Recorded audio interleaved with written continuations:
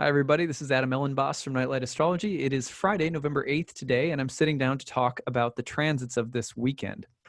The moon is moving into the sign of Aries this weekend, which is a big deal because the moon is almost full, and because this is the sign of Mars, and because Mars is currently debilitated, and because the moon is about to move through a big opposition to Mars right as the full moon is coming through. I know that's a lot. I'm going to go through each part of that so you see what this involves. The other thing that's happening is as the moon is moving through its opposition to Mars, it is also going through a square to Saturn, eventually a square to Pluto, creating what was traditionally called a malefic enclosure, or sometimes it's referred to as besiegement. Now, these are traditional concepts that are used in ancient astrology, also in horary astrology. So it sounds a little scary, but let me see if I can just illustrate for you what it looks like technically here. So, all right, here's what it looks like on the screen. Now, what's going to happen is the moon is, I'm just have the traditional planets in for now so that this concept can just be illustrated for you really simply. So first of all, the moon is going to make a square to Saturn. And you can see that right here. Here's the moon at 17 Aries. Here is Saturn at 16 Capricorn, and the moon has just separated from a square. The next aspect that the moon is going to make is an opposition to the planet Mars. Now, the reason that this is significant is that the moon is in Mars's sign. So we have a Marsy kind of weekend ahead of us. Not only do we have a Marsy weekend, but imagine if you were hanging out in Mars's house and you also had a big beef with Mars, or Mars had a beef with you. The reason for this is that the moon in Mars's sign is going to act or behave Mars-like or channel more Mars-like qualities over the weekend, and it's doing so while being opposed to the planet Mars itself. Mars is also debilitated right now in Libra. That's difficult. That's a heavier placement for Mars. So this isn't like the world's greatest Mars we're dealing with. So when you put all of that together, then you get this very particular situation called an enclosure. And the enclosure happens because of this. The planets send out rays. So from the exact degree of 16 Capricorn, Saturn shoots its ray to the square at 16 Aries. Meanwhile, Mars shoots its ray to 23 Aries. Now, an enclosure happens when a planet falls between the rays, the aspectual rays of the malefics, and no other planet's rays intervene in between. So right now we can see that because the Sun and Mercury at 17 and 21 Scorpio cannot send their rays between 16 and 23 Aries. They do not have a whole sign aspect or even a degree-based aspect, or either a degree-based aspect or even a whole sign aspect to Aries. Venus can send a ray to Aries, but it's at 10, so it falls outside of that, the bookends of the malefic rays. Jupiter's at 25. It falls outside of the degrees 16 and 23 on the other side. So there are no traditional planets intervening to break this apart, which means that the moon is truly going to be sandwiched between the rays of the malefics during this weekend. Now, when does that happen? Here's when it starts happening. The moon is going to start engaging with Saturn about 10 a.m. tomorrow morning in East Coast time, United States. That's the November 9th. Then it's going to perfect the square to Saturn, which opens up the malefic enclosure around 3 in the afternoon. Then as the moon keeps going, it's going to move into an opposition with Mars, and that opposition will perfect around 7 in the morning on Sunday. So you're looking at like a 24-hour period of time where the moon is moving between Saturn and Mars while being in Mars's sign, almost full and opposed to a debilitated Mars. Okay, so translation, that's rough. That's tough sledding. So let's try to break this down in terms of just things that you can actually watch for. So first of all, one thing to note is that whenever the moon is almost full, right, like this, just a couple days before full, whoever's temple Mars is visiting, whichever temple Mars is visiting, the planetary god of that temple becomes very bright and visible, more consciously for us, or sometimes taking over the steering wheel more forcefully.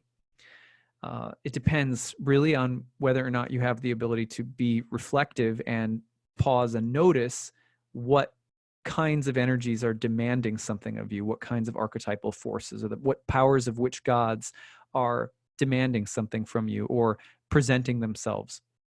Moon tracking, all astrology tracking, is meant to help us discern the presence of the gods, because ultimately, if we want to move through life and create some kind of flow, then we have to be aware of the different kinds of forces coming in and out of us. Otherwise, we think it's all me, and then we're really trying to manage the gods and the cosmos, and it's really difficult to do. So when we realize not all of my thoughts, feelings, impulses are my own, and we come to gain some healthy distance from the influential flows of cosmic energy, so to speak, we become a little bit more adaptable, discerning, intelligent. We get a little bit more distance. We know when to step into something, when to pull back from something. That's why we're doing all of this. When the moon's almost full, it's bright. The moon in Mars's sign, almost full, means Mars, really Mars, right? That's what it means. It's simple. So really Mars, conflict, competition, violence, aggression, athleticism, courage, bravery, facing things, confronting things, action, will, force, muscle. Okay, so those kinds of qualities are on display over the weekend. But while the moon is trying to embody those things, it is being opposed by Mars, which means that there's this feeling of not being able to do something, being frustrated by things, not being able to accomplish something. Or, with especially Mars debilitated in Libra, the potential for there to be diplomatic, ethical, philosophical complications. Being stuck between a rock and a hard place, for example, in a difficult situation between two coworkers, or being in a triangulation dynamic of some kind with family members, or even the kind of situation that comes up where you're in the right, or you want to do something that's right, but you have to be really careful because there's also selfish, maybe vindictive or jealous intentions. Like I'm going to do or say the right thing, but where am I really coming from? Why am I really doing it? Those are things that Mars and Libra has to watch out for. So the potential for there to be real conflict and a bit of drama and tricky ethical or diplomatic situations to unfold in your relationships over the weekend. Sometimes there's going to be conflict around things related to women, family, mothers, health, things like that. Domestic violence, for example, or even conflict in the home. Also, Mars and the moon is sometimes the need to sever or cut the umbilical cord, to separate from something. And so when the moon is sandwiched between the malefics, Saturn is necessity. You have to do this. There's no way out. Realism, the cold, hard reality of things, right? And then Mars, cutting, severing, facing, confronting. The moon in Mars's sign, almost full, is really going to be sort of loudly proclaiming the forces of Saturn and Mars over the weekend. So that's why I'm doing this video, because I feel like everyone should know that, so that you don't, get totally toppled over by this. It's a pretty intense 24 hours from, like Saturday mid-morning to Sunday early morning. And that's East Coast time, United States. Now, so the other thing that this is good for is like facing things. Like if you have to face something, if there's some kind of confrontation that you have to have, this is a good time to do it. It may not be fun, it may not be pretty, but can we imagine that we don't need other people to be wrong for us to be right? Can we imagine that we can take a stand, break off a relationship, cut out something we don't need any longer, kind of make a strong statement, but do so in a way that is not shedding the blood of an opponent? This is something I wrote in a post that I did yesterday. One of the real difficult questions about this enclosure, as I'm seeing it, is going to be, is there a way out or through a really challenging situation especially when it feels like there is no good choice. Someone gets hurt, something is compromised, something doesn't feel right or good, but you may, again, there may be some kind of choice that you have to make that's, there's not going to be a real winner. We have no taste for losers. We have no taste for loss. This is maybe one of the more important lessons of this weekend as well, is can we develop some taste for losing, some taste for hardship, some taste for suffering? Because we have so little taste for it, it rewards us with so little. Our pain, our suffering, our hardship, when we suffer the suffering, when we make the hardship yet another hardship, we're buying into not so much a story about healing, a story about learning, a story about curiosity, a story about love, but we're buying into a story about trauma. We're buying into a story that trauma is traumatizing. And trauma is many other things other than just being traumatic. It's very important to remember that. We're not nearly, we worship at the feet of trauma sometimes, intensity. And then because it hurts, because trauma indicates oftentimes that there's been a disempowerment or the loss of something that we held dear, we then believe very deeply that not only has something bad happened, but I may not recover from it. Or that because something bad has happened, we tend to amplify the pain of it, right? We buy into the pain of it as though buying into the pain of it, validating, yes, this hurt, yes, this was traumatizing, is ultimately what is going to heal us of trauma. And of course, there's ways of dealing with trauma that are necessary that we have to do, right? There's a process with trauma. But the other thing we have to be really careful of is that as soon as we label something traumatic, as soon as we say, well, that was bad, or that was painful, or that was difficult, or this is something that, we start creating a story around our pain, right? And we start labeling it in these ways. In doing that, we are setting up an oppositional kind of relationship between ourselves and the reality of trauma. Trauma exists. We're not trying to wish it away. We're not trying to whitewash it. But what we are trying to say is our relationship to trauma needs to be something other than traumatic. If our only relationship to trauma is traumatizing, right? Which is it's a little, you got to dive one layer deeper to think about it. We're not saying trauma doesn't happen. We're saying, how do we relate to trauma? If our relationship to trauma is constantly re-traumatizing us, if our relationship to trauma is traumatic, then we're going to have a problem.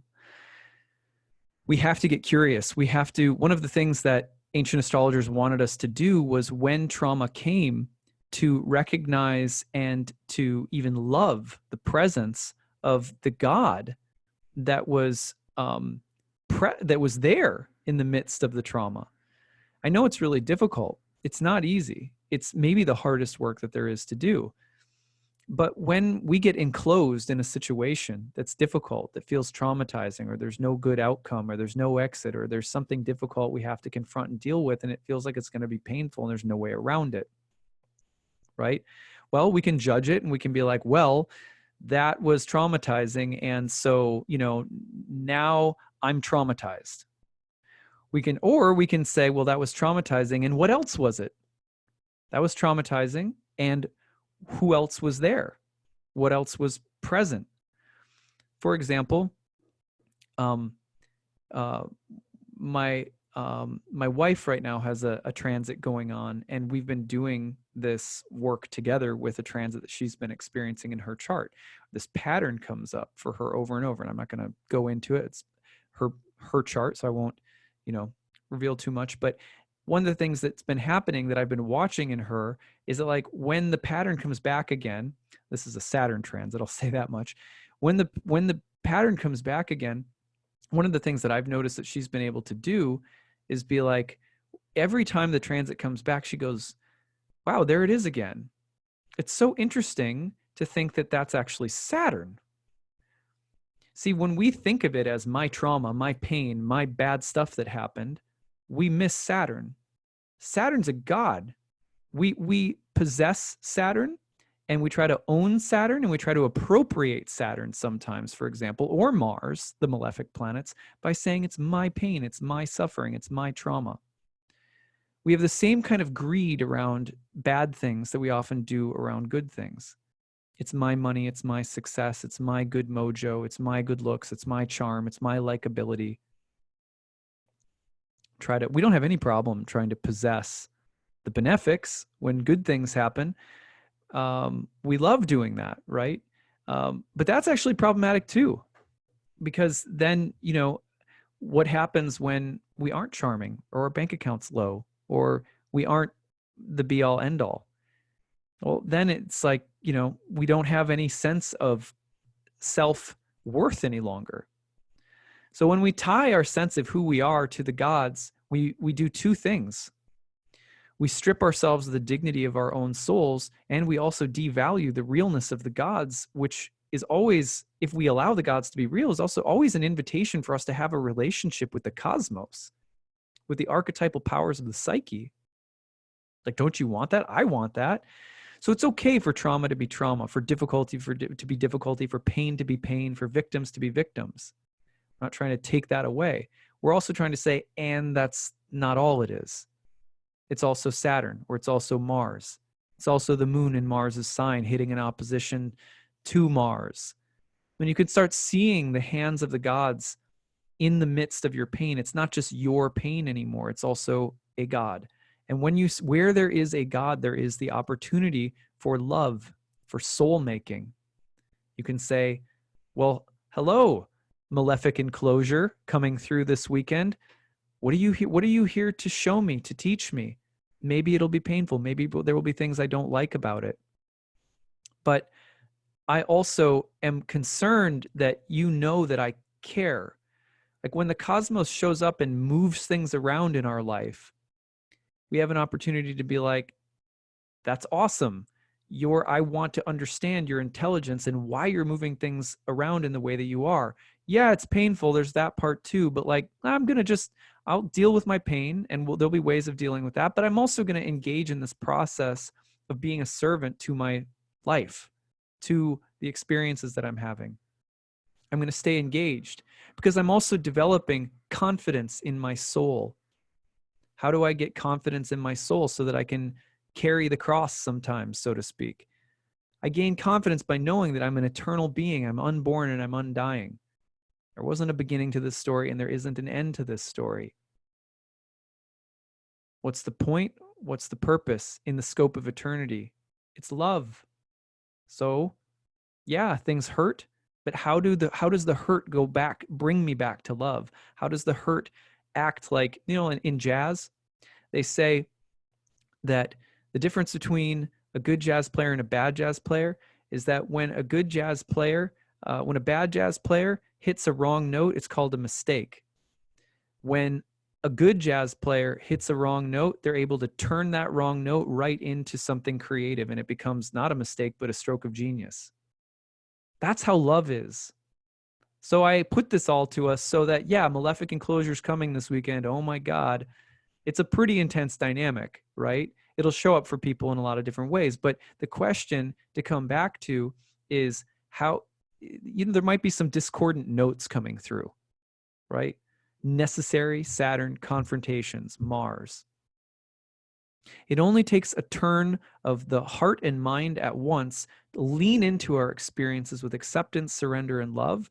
And suddenly that experience becomes an ongoing relationship between ourselves and a reality that is never ending, a heart and a love that's always there. And all it takes is a simple refusal to buy into the idea that I am made or broken by whether things go good or bad, right? So the transits might describe something that's bad, but they're describing something that's bad as a way of saying, hey, how can this be the platform for you to create an even more unbelievable love? Love is unbelievable, specifically in the moments that we choose to love when it's hard to believe that we could or should or would. Right? So let's do it this weekend. Let's have a loving engagement with this malefic enclosure. All right, so that's my message about malefic enclosures today. The other thing that I just want to mention one time in the midst of this, if this is not enough, is that this weekend, not only is the moon sandwiched between Mars and Saturn for a good long period of time, it's also hitting a square to Pluto in there. So that potential for this to be really regenerative. Yeah, it's heavy. It might force you to look at things, the unconscious stuff, confrontation, wills, struggles of wills, diplomatic struggles, tricky situations. What's the difference between superficiality and the real thing? All these kinds of tricky stuff coming up in relationships. Want to make the peace, but you got to deal with something. Pluto is in there, and Pluto can regenerate. Pluto can create a breakthrough, but we have to be willing to go into the darkness too. So remember that. All right, that's what I've got for you guys. My next class is coming up on November 16th. It's called Ancient Astrology for the Modern Mystic. This is a class that incorporates both the ancient mystical and spiritual philosophies, beliefs, and practices of the earliest astrologers, along with the techniques that they used. The big difference between this kind of astrology and modern astrology is that ancient astrology is, I would say, much more concretely predictive. It's much more of a kind of karmic analytics. But the point of the program is to help us take this beautiful ancient astrological science and figure out, creative, heartfelt, soulful ways of bringing it into people's lives today. So if you want to learn more about the course, check it out on the certification course tab on my website at nightlightastrology.com. Tell me how your weekend's going in the comments section. Tell me between Saturday morning and Sunday afternoon, what's happening in your world. I'd love to hear your stories, and we'll be back again for more on the full moon soon. Okay, take care, everyone. Bye.